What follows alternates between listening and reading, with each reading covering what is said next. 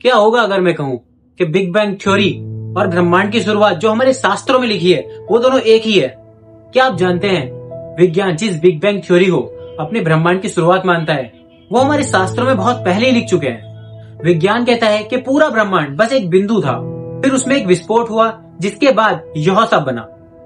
मगर वहीं सनातन धर्म की बात करें तो हमारे शास्त्रों में बताते हैं कि ब्रह्मांड की शुरुआत एक कॉस्मिक एग से हुई है।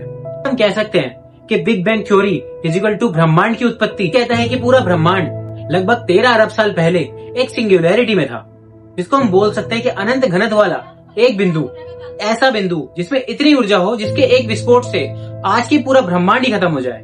और फिर अचानक उस अनंत घनत्व वाले बिंदु में एक विस्फोट हुआ जिसको बिग बैंग कहा गया। इस विस्फोट से उत्पन्न हुआ टाइम, स्पेस, एनर्जी और मैटर, और इसके बाद धीरे धीरे आकाश गंगा बनी, तारे बने और फिर लास्ट में बनी हमारी पृथ्वी। ऋग्वेद और विष्णु पुराण में कहा गया है आदि में न दिन था न रात, सब शून्य और अंधकार था। और फिर उस शून्य से निर्माण हुआ एक ब्रह्मांड का, जिसमें सबसे पहले जल तत्व बने, आकाश गंगा बनी और फिर लास्ट में हमारी पृथ्वी।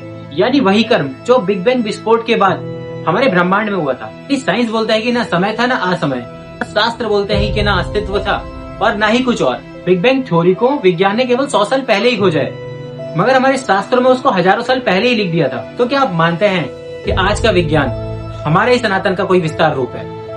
तो एक सवाल आपसे भी, क्या विज्ञान और धर्म दोनों आपस में एक ही हैं? विज्ञान वही साबित करने में लग चुका है जो सनातन में पहले से ही लिख चुके हैं।